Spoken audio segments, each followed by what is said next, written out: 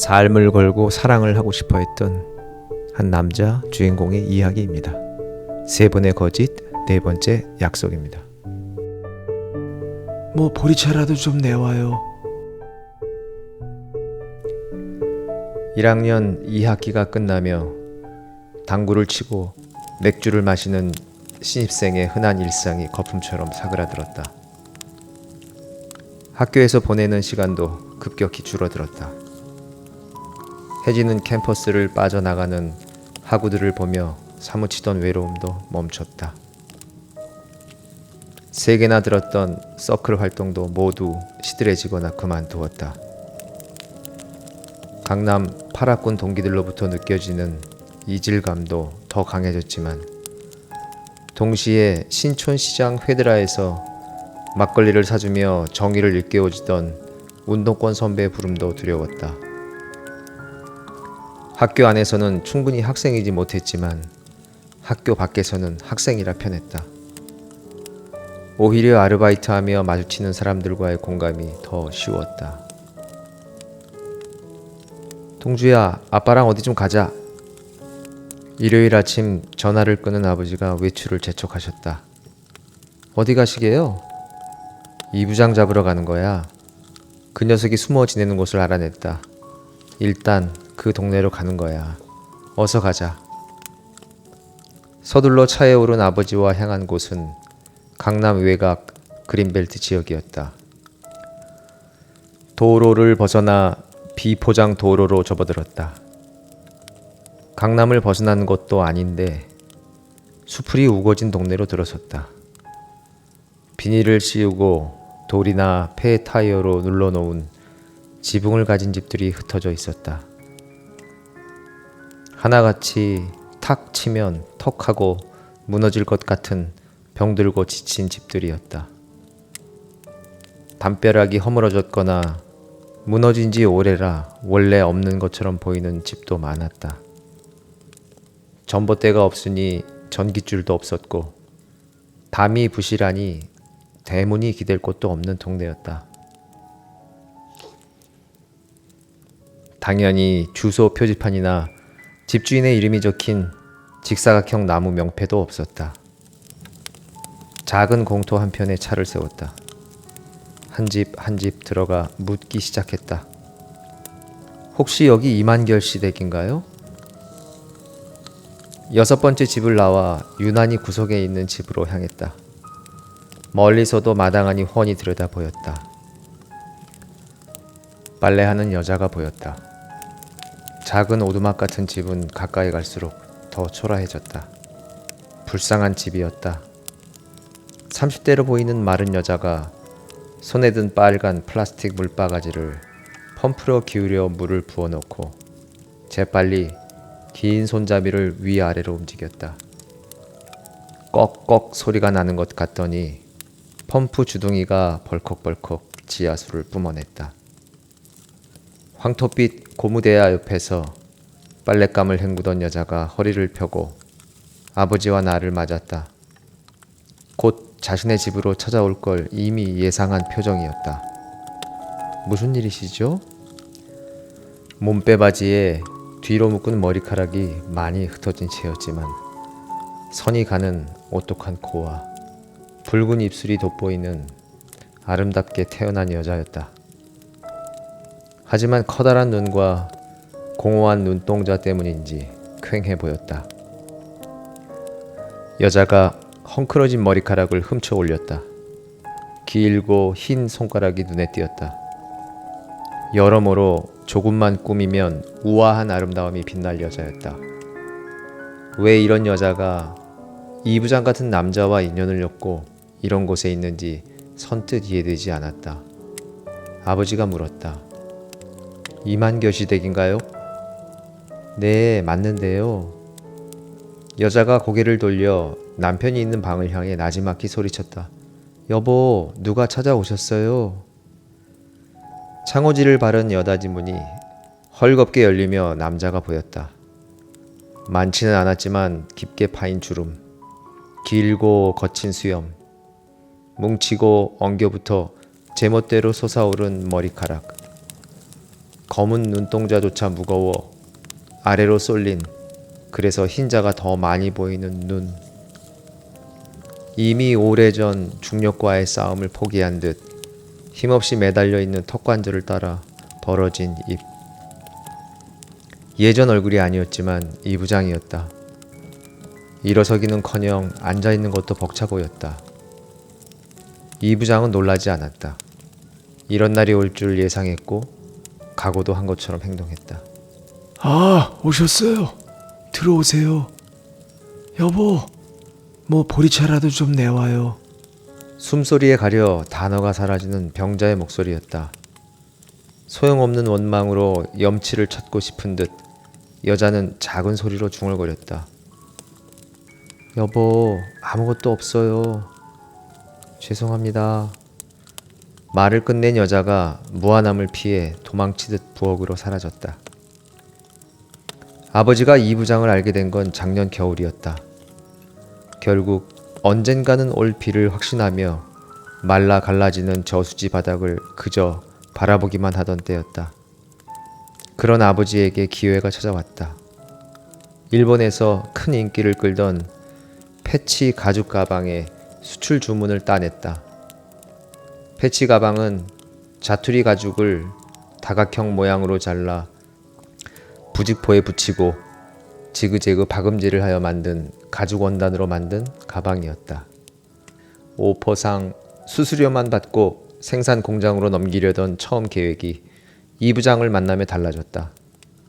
이 부장이 불어넣은 희망과 욕심에 아버지의 마음이 둥실 떠올랐고 결국 직접 수출 사업으로 변경되었다. 관세청 사거리에 사무실을 내고 직원을 뽑았다. 큰형도 다니던 회사를 그만두고 합류했다. 흰색 프레스토도 그때 산 차였다. 이른 봄 아버지의 사업은 만개하는 듯했다. 가방 업계에서 잔뼈가 굵은 이 부장은 일사천리로 일을 진행했고 아버지는 이 부장을 신뢰했다. 신용장이 열리며 본격적인 지출이 일어났다. 사무실과 인건비, 부대 비용이 있다지만 주요 지출은 가방 생산에 들어가는 비용이었다. 그 비용 일체도 자연히 이 부장이 집행했다. 무난히 진행되던 사업이 여름이 되며 급격히 기울었다. 회사 돈 일부가 이 부장과 생산 공장 사이에 있던 기존의 문제를 해결하는 데 사용됐고 이 부장의 개인적인 부채 상환에도 사용됐다. 수출 납기가 다가왔지만 결국 생산이 멈췄다. 어쩌면 아버지의 사업은 시작부터 열매가 맺히지 않는 씨방 없는 꽃을 피우려는 노력이었는지 몰랐다. 아버지는 어느 날 잠적해버린 이 부장을 찾으면 방법이 있을지도 모른다는 희망에 매달렸었다. 사장님, 죄송합니다. 면목이 없습니다. 두 팔로 방바닥을 짚어 45도로 기울어진 상체를 간신히 버티며 앉아있던 이 부장이 먼저 말문을 열었다. 제가 치질이 너무 심해서 제대로 앉아있을 수도 없습니다. 먹지도 못하고 있고요. 여름인데도 방바닥은 뜨거웠고 이 부장이 두른 이불은 두꺼웠다. 아버지는 문제 해결 방안에 대한 구체적인 질문은 하지 않았다. 얼마나 심한지, 어떤 상황인지 이 부장의 건강에 대해서만 물으셨다. 아버지가 일어섰다. 체념하신 것 같았다. 아버지를 따라 방을 나와 신발을 신었다. 주방에서 나와 머쓱하게 서 있던 여자에게 인사를 하고 마당을 나서던 아버지가 돌연 뒤돌아 여자에게 다가갔다. 양복 안주머니에서 지갑을 꺼내 지갑 안에 있던 돈을 남김없이 꺼내 여자의 손에 쥐어주었다. 언뜻 보아도 10,000원짜리가 몇십 장은 돼 보였다.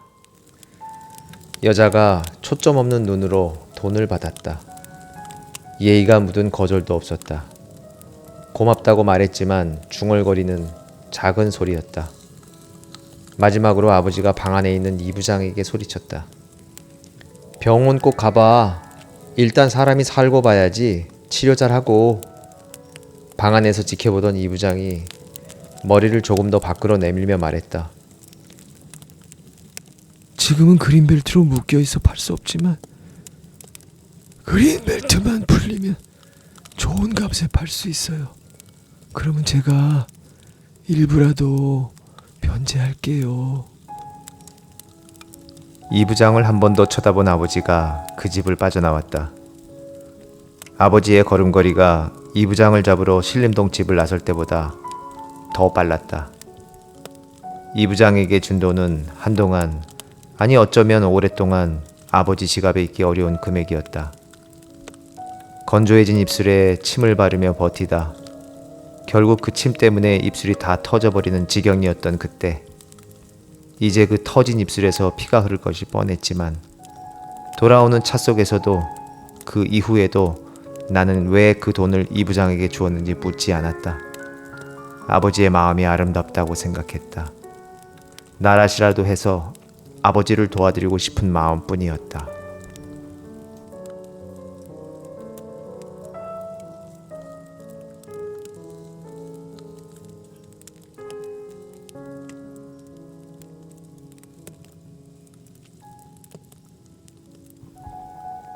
(10월) 어느새 10월이 되었다.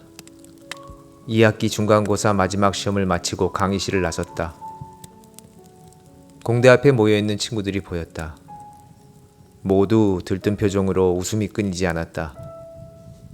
평상시 운동화만 신고 다녔던 성혁이가 반짝이는 구두를 신고 있었다.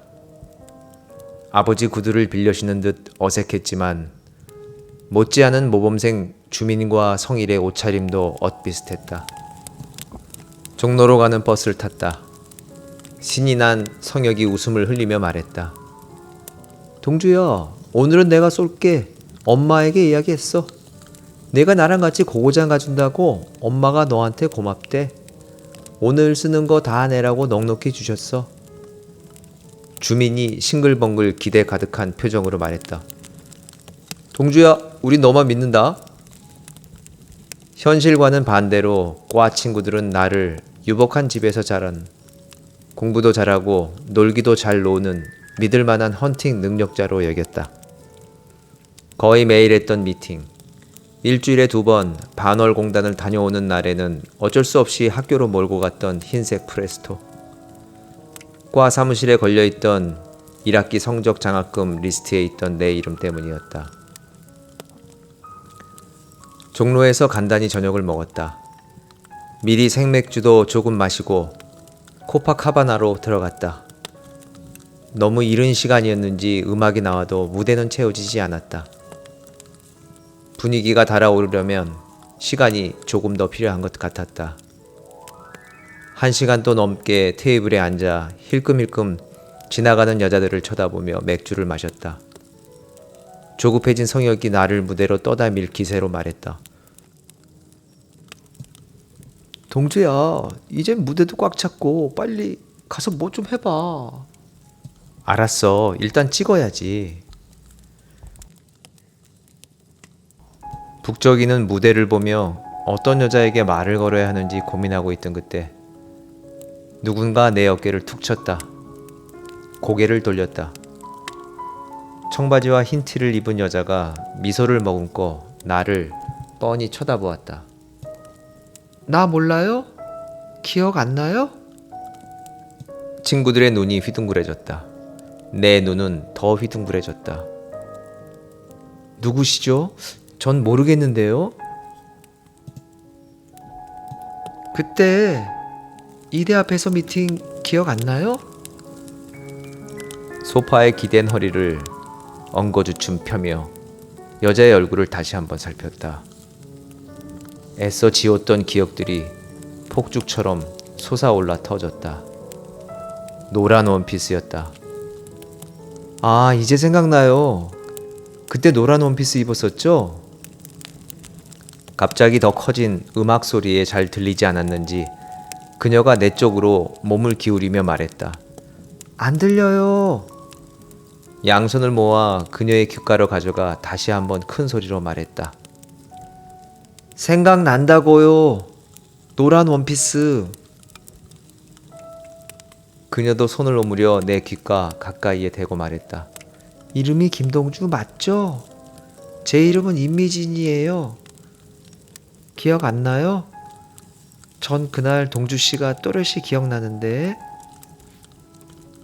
기쁨 때문이었는지 숨결이 느껴질 정도로 가까이 다가온 그녀 때문이었는지 담배 연기를 깊이 들이마셨을 때처럼 심장이 벌떡댔다.